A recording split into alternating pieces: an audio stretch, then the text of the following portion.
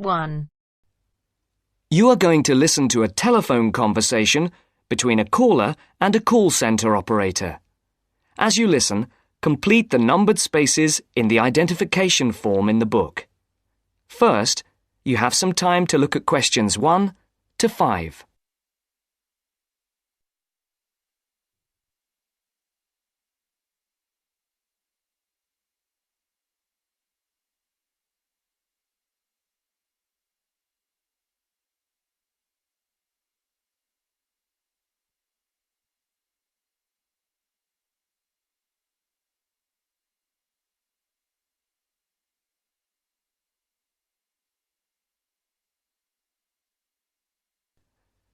You should answer the questions as you listen, because you will not hear the recording a second time.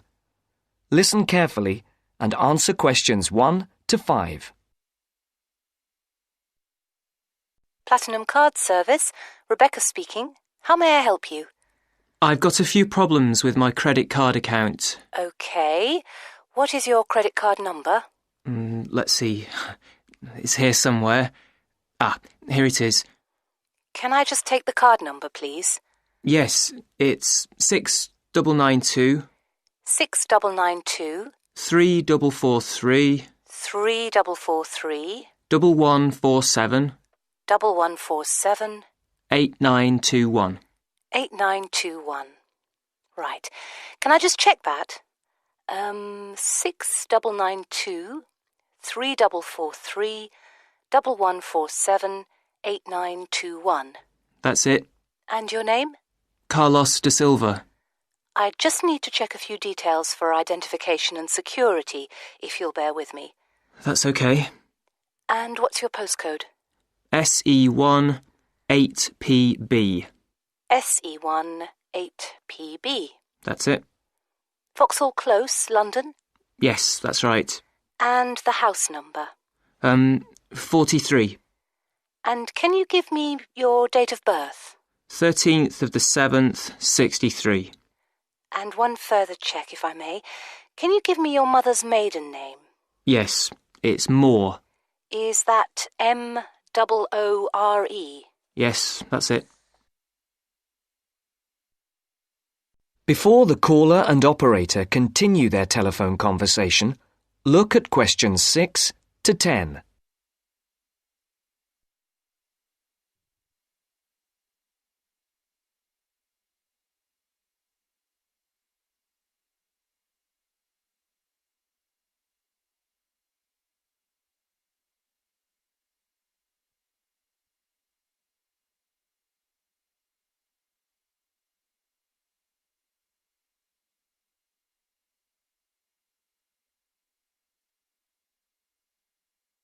Now listen to the next part of the conversation and answer questions 6 to 10. For these questions, there are 3 alternatives: A, B, and C. Decide which alternative is the most suitable answer and circle the correct letter. Yes. Now, can we get on with this? Yes, sir, certainly. I'm sure you'll appreciate that all these checks are necessary for security reasons. So, what exactly is the problem? Problems?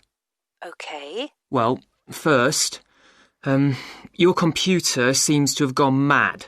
I sent you £500 and on the statement for the account it shows that I only paid £300. Yes. The account does only show £300 was paid. Well, I paid the £500 in at the bank and I have my receipt, and my bank statement shows that £500 has been taken from my account. Oh, I see. What I'll do is check with the bank and see what they say. OK. You said there was something else? Yes, as if that wasn't enough. My account shows that £107.27 was paid to a company called Pan Express. I don't know who this is. Let's have a look. Well, it is genuine. I can assure you it's not mine. It was made on the evening of the 12th of May. Maybe it's a restaurant bill you forgot about? There's no way that... Oh, wait, hold on. Yes. Oh, it's okay. I've just realised what it is. It is a restaurant bill. The name of the company is different from the name of the restaurant. My mistake. I'm sorry. That's okay. Was there anything else? I don't know if I dare. What is it anyway? Well, it's, the amount of interest seems to have gone up. If you look at your statement for April, you'll see that the rate went down from 16.27% to 14.99% that month. Oh, yes, you're right. Was that everything? Yes, basically it is. Okay. And can you check my payment? Oh yes, I'll do it. Can I phone you back? I'll be at home for the next 2 hours. I have to leave at 11. Right. What's your number? 020 7989 7182. Hold on. 020 7979? No, it's 7989 and then 7182. So it's 020 7989 7182. Yes, that's it. Okay, I'll phone you straight back. Thanks. Bye. That is the end of part 1. You now have half a minute to check your answers.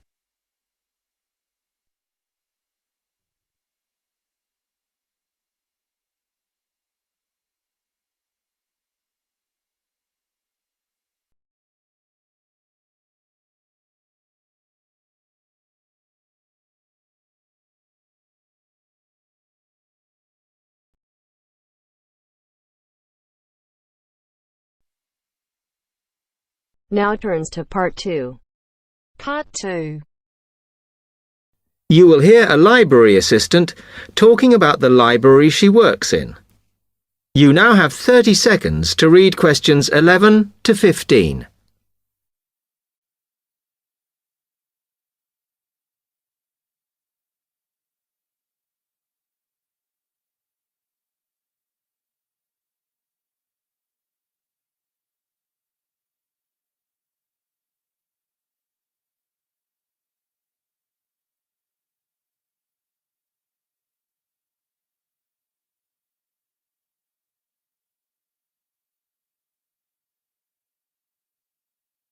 Hi, can I help you?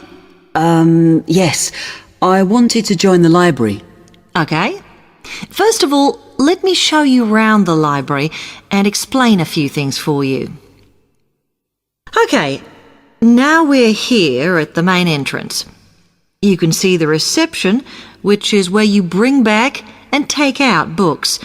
And also, we can order books and answer your questions there. Next to the reception, where you can see those old desks, is where we keep the magazines, because you can sit down and read there. They're divided into sections for sciences, geography, arts, etc. Then, at the back of the library, you can see the section for old books. Next to that is where the books proper start.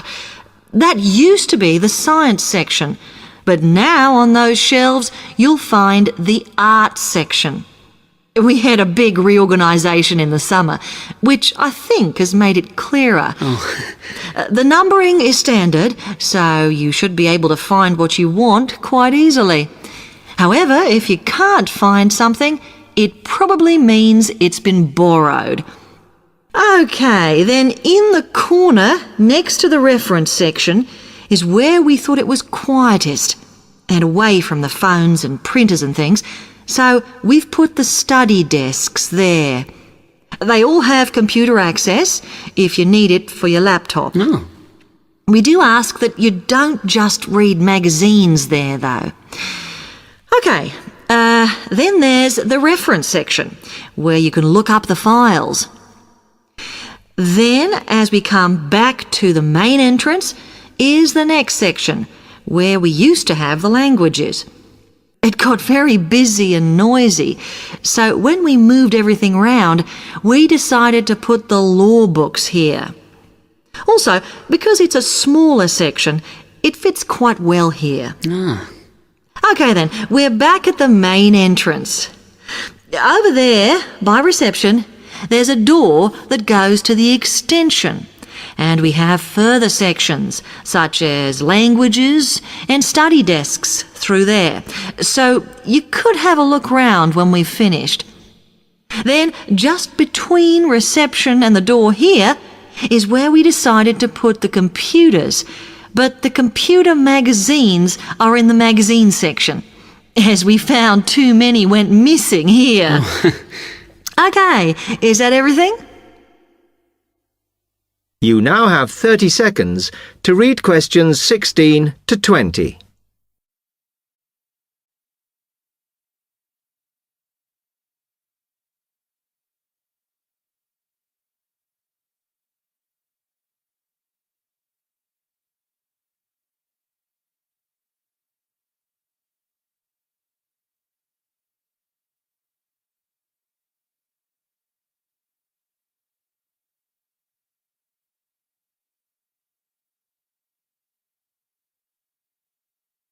That's great, thanks. Can you just tell me a bit about borrowing and the rules and whatever? Of course. Over the last 2 months, we've been introducing a new system for this, and you can now take books out for 6 weeks. That's generally enough for most people. We usually get books back within 30 days. Of course, you may decide to renew the period. You used to have to come in to get the book stamped because we don't like doing it over the phone, as there's no record of it. But now you can do all that via email. Oh. If you do forget to renew, then we do make a charge, I'm afraid. That helps our costs, of course, but we do insist on it. The good news is that there is only one charge. I know some libraries charge £1 for 1 week and then it goes up with each week it's late. We ask for £1.50 as we think that's high enough to stop people being overdue. The other thing you may want to know is what you do about books that are not on the shelves. We do have a system for reserving them. All you have to do is fill in a yellow form behind those blue ones on the desk and give it to someone at reception. We'll let you know when it comes in. Also, sometimes you will need a journal article that we don't have but can get from other libraries. So we offer an ordering service if you need it. Now, if you'd like to fill in this form here.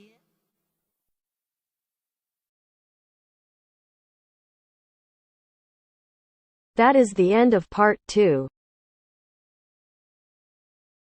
You now have half a minute to check your answers.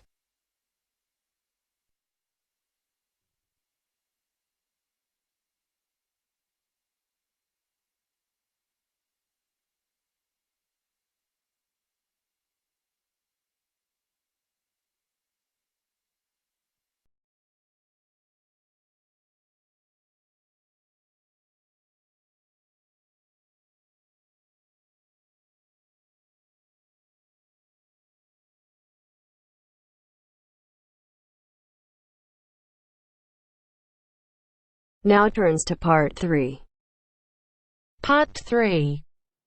You will hear a business studies student called Sam talking to his tutor about an IT project he is going to do for a local company called Turner's. First, you have some time to look at questions 21 to 26.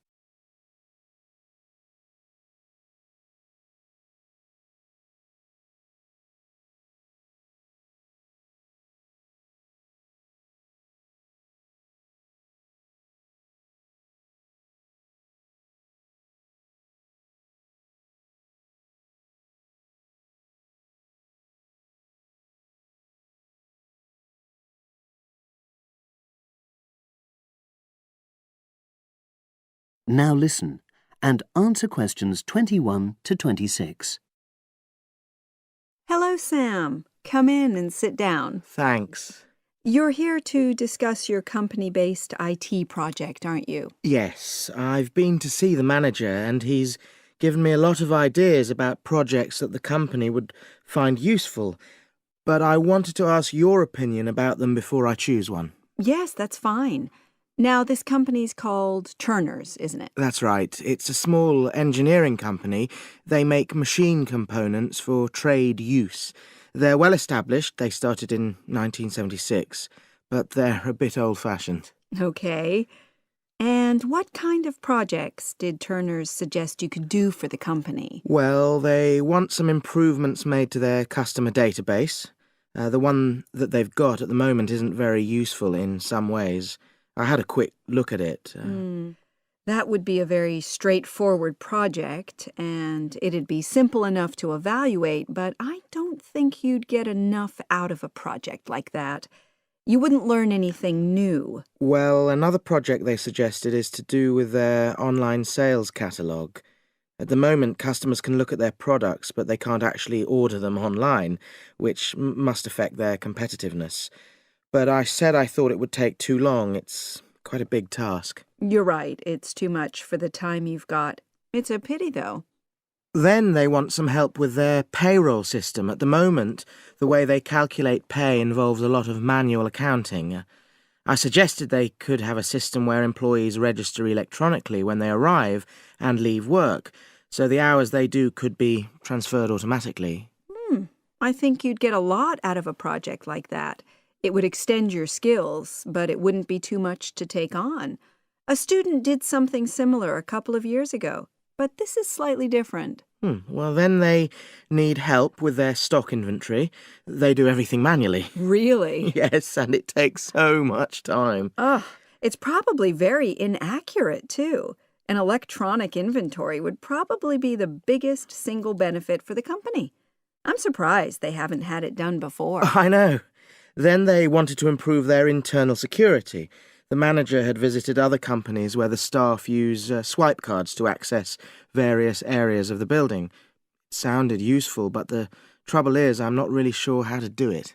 Well, I think you're right in that assessment. At the moment, it's probably a bit beyond your level of knowledge. Is that all? Just one more. Customer service. They want to be able to collect feedback from their customers in a more systematic way. At the moment, it's a bit of a mess, and they probably lose business as a result. Would that involve you going to see customers at their own premises? Because in that case, you might have to do a fair amount of traveling, and that would incur expenses that haven't been agreed with these companies. I never thought of that.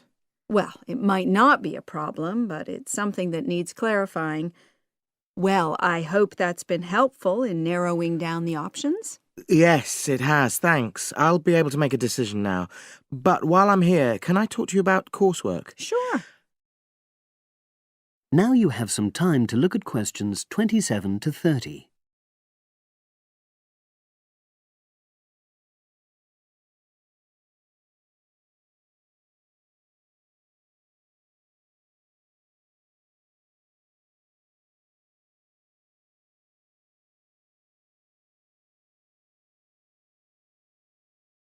Now listen and answer questions 27 to 30.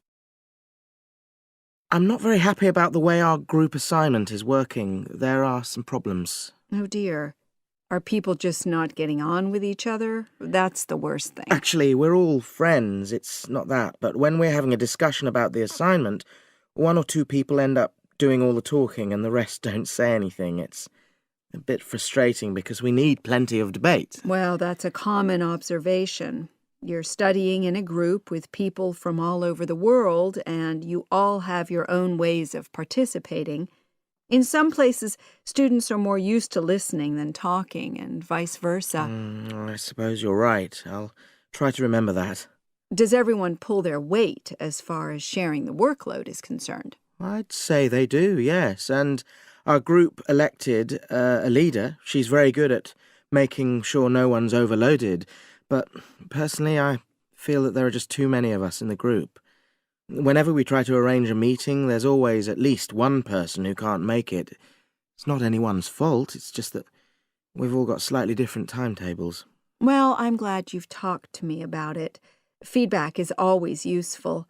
Is there anything else you're concerned about? There are a couple of problems with lecturers that all the students are talking about. Last semester we had negative feedback about the way lectures were organized. There were several occasions when the wrong room had been booked or the same room had been booked twice, that sort of thing. Is that still a problem? That hasn't happened at all as far as I know. Oh, good. It's sorted out then. But I don't know the reason, but some of the staff often turn up late, so we miss 10 or 15 minutes of our lecture time. It might be because they've been copying handouts for students. I think there's a queue for the machine sometimes. Well, I'll look into that. Thank you for telling me. Anything else? The other thing is that it can be very difficult to get to see a lecturer individually. They're all very supportive and friendly when you do manage to find them, but often they're not in their office, even at times when they're meant to be available for consultation. Okay, that's helpful. Now, before you leave, That is the end of part 3. You now have half a minute to check your answers.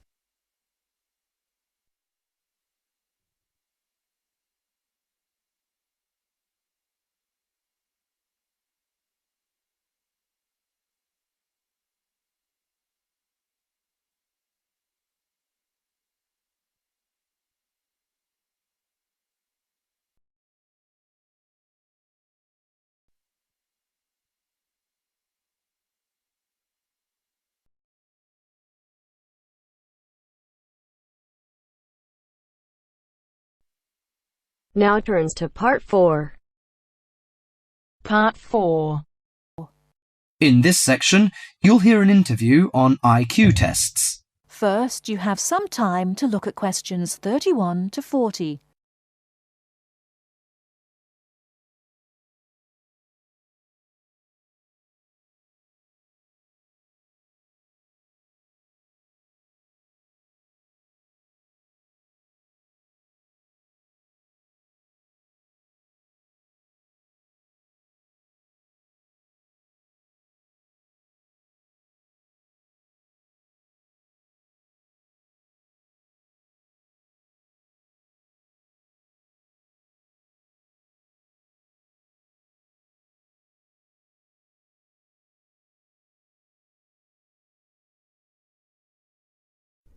Now, listen carefully and answer questions 31 to 40.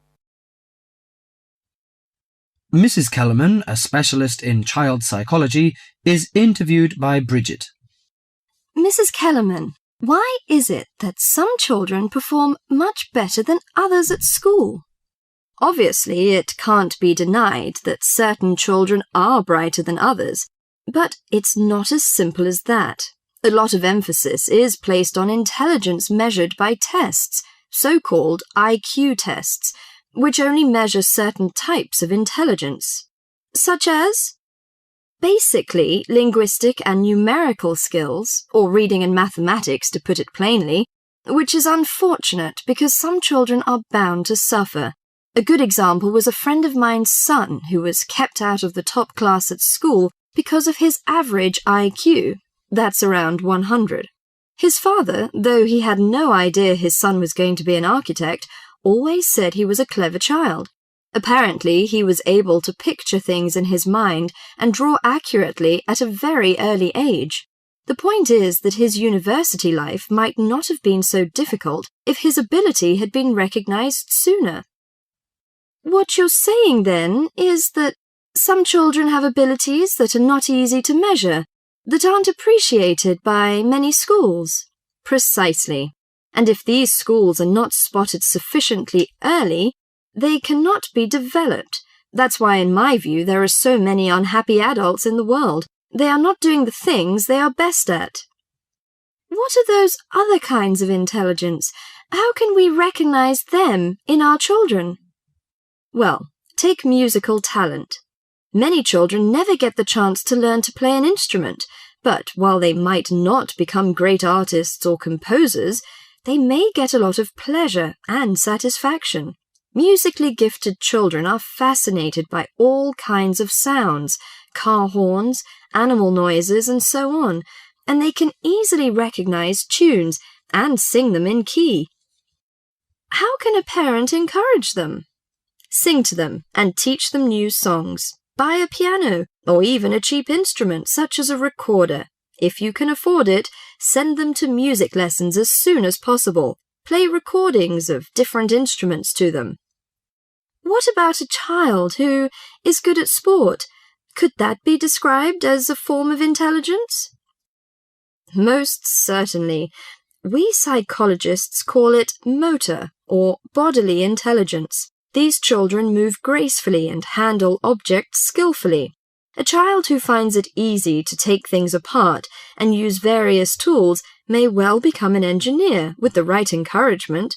We should give them models to make and take them to science museums. However, unless these children are also good with words and numbers, they will probably not do well in school examinations. Is there anything a parent can do to help in this case? Yes, it may be worth spending money on private lessons, but, hardly anyone is good at everything. In my opinion, a child should be judged on his individual talents. After all, being happy in life is putting your skills to good use, no matter what they are. That is the end of part 4. You now have half a minute to check your answers.